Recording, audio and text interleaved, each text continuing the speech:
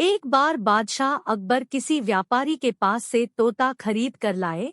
वह तोता देखने में अत्यंत सुंदर था और उसकी बोली भी बड़ी मीठी थी। अकबर ने उस तोते की रखवाली के लिए एक सेवक को नियुक्त कर दिया और उसे साफ हिदायत दे दी कि अगर तोता मरा तो तुम्हें मृत्यु दंड दे दूंगा, और इसके अलावा जिसने भी अपने मुंह से कहा कि तोता मर चुका है उसे भी मौत की सजा मिलेगी, इसलिए तोते की रखवाली अच्छे से करना। सेवक तोते को लेकर चला गया और बड़े उत्साह से उसकी देखभाल करने लगा। उसे कहीं ना कहीं यह डर सता रहा था कि अगर कहीं बादशाह का तोता मरा तो उसकी जान पर बन आएगी। और फिर एक दिन ऐसा ही हुआ, तोता अचानक मर गया। अब सेवक के हाथ पांव फूलने लगे। उसे बादशाह अकबर की कही बात याद थी। वह तुरंत दौड़कर बीरबल के पास गया और पूरी बात बताई। बीरबल ने उस सेवक को पानी पिलाया और कहा, चिंता मत करो, मैं बादशाह से बात करूंगा।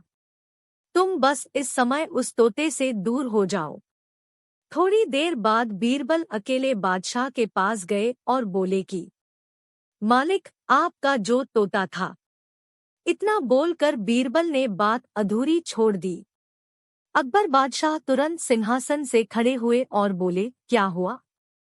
तोता मर गया। बीरबल बोले, मैं सिर्फ इतना ही कहना चाहूंगा कि आपका तोता ना मुंह खोलता है, ना खाता है, ना पीता है, ना हिलता है, ना डुलता है, ना चलता है, ना फुदकता है।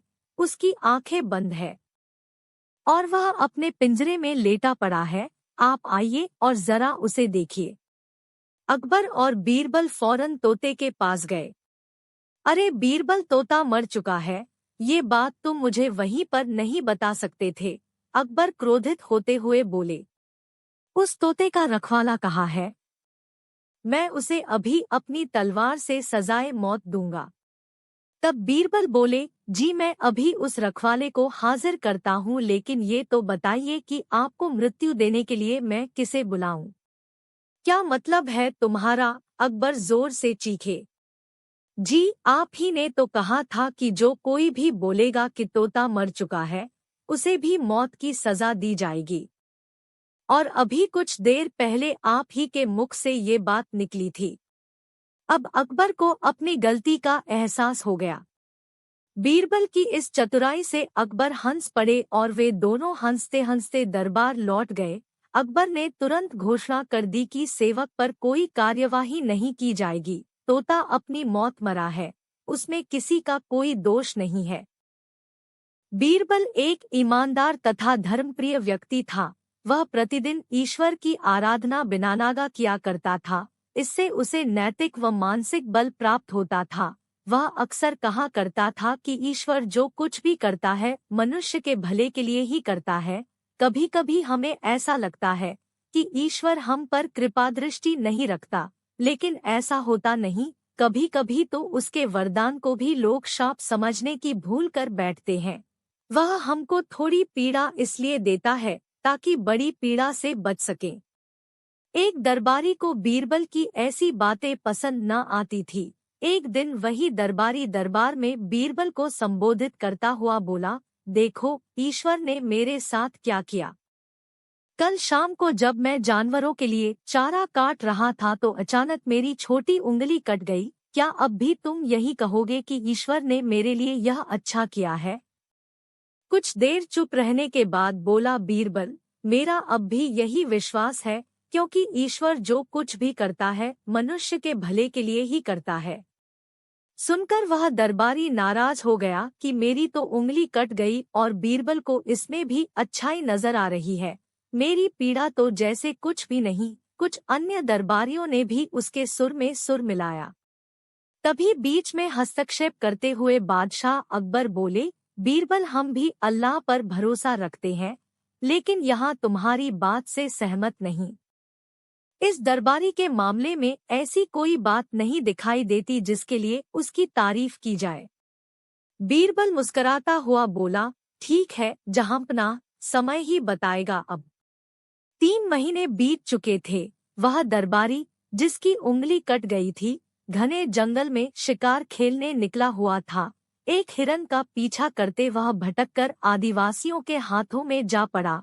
वे आदिवासी अपने देवता को प्रसन्न करने के लिए मानव बलि में विश्वास रखते थे। अतः वे उस दरबारी को पकड़कर मंदिर में ले गए बलि चढ़ाने के लिए। लेकिन जब पुजारी ने उसके शरीर का निरीक्षण किया तो हाथ की एक उंगली कम पाई। नहीं, इस आदमी की बलि नहीं दी जा सकती, मंदिर का पुजारी बोला। यदि 9 उंगलियों वाले इस आदमी को बलि चढ़ा दिया गया तो हमारे देवता बजाय प्रसन्न होने के क्रोधित हो जाएंगे। अधूरी बलि उन्हें पसंद नहीं। हमें महामारियों, बाढ़ या सूखे का प्रकोप झेलना पड़ सकता है, इसलिए इसे छोड़ देना ही ठीक होगा। और उस दरबारी को मुक्त कर दिया गया।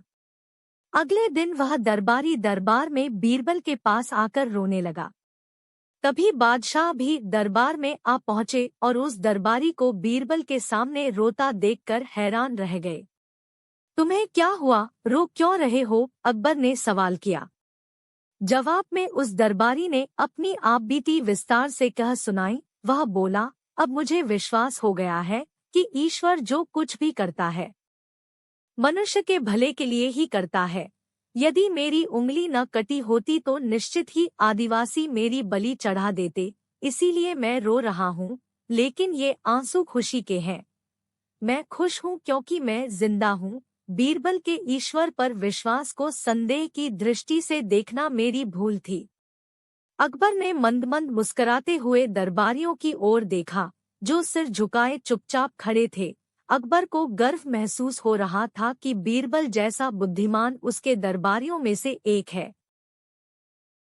एक किसान बहुत परेशान था। उसे अपने खेतों को सींचने के लिए पानी की जरूरत थी, इसलिए वह कई दिनों से अपनी जमीन के आसपास किसी कुएं की तलाश कर रहा था।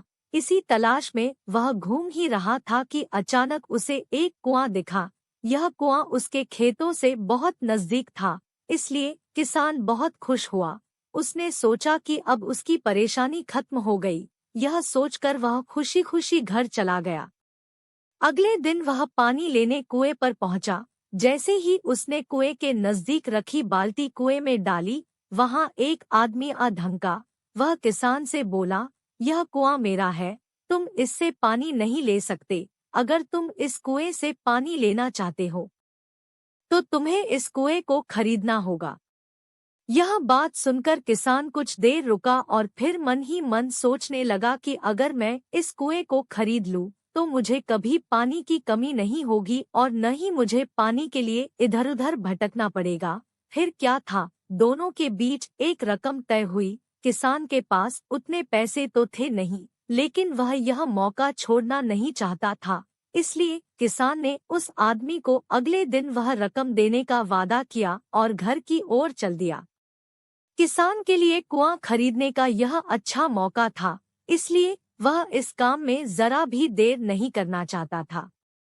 घर पहुंचते ही उसने अपने करीबियों और दोस्तों से इस बारे में बात की और कुएं के लिए तय हुई रकम का इंतजाम करने में जुट गया। थोड़ी भागदौड़ और कोशिश के बाद आखिरकार उसने वह रकम जमा कर ली। अब वह पूरी तरह से निश्चिंत हो चुका था कि उसे कुआं खरीदने से कोई नहीं रोक सकता।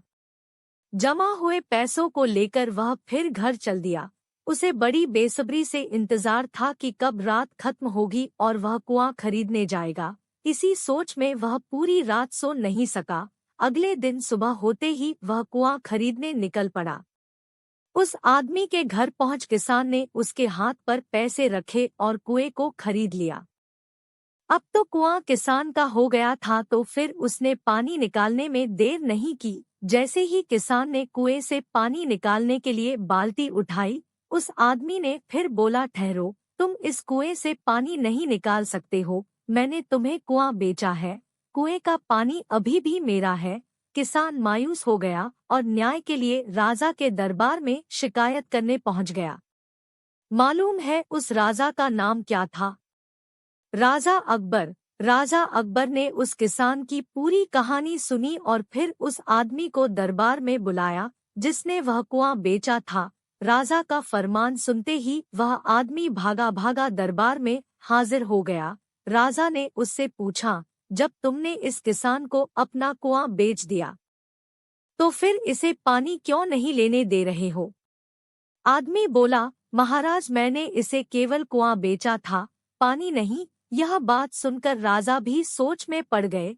उन्होंने कहा कि बात तो यह पते की कह रहा है, कुआं बेचा है, पानी तो नहीं। काफी देर सोचने के बाद जब इस समस्या को सुलझाने में वह नाकाम हो गए, तो उन्होंने बीरबल को बुलाया।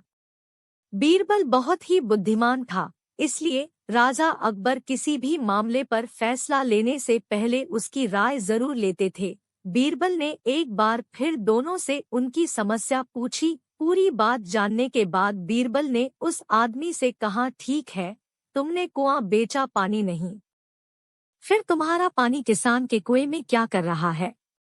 कुआं तुम्हारा नहीं है, फौरन अपने पानी को कुएं से बाहर निकालो। बीरबल का इतना कहते ही उस आदमी को समझ आ गया कि अब उसकी चालाकी किसी काम नहीं आने वाली। उसने राजा से फौरन माफी मांगी और माना कि कुएं के साथ उसके पानी पर भी किसान का पूरा अधिकार है।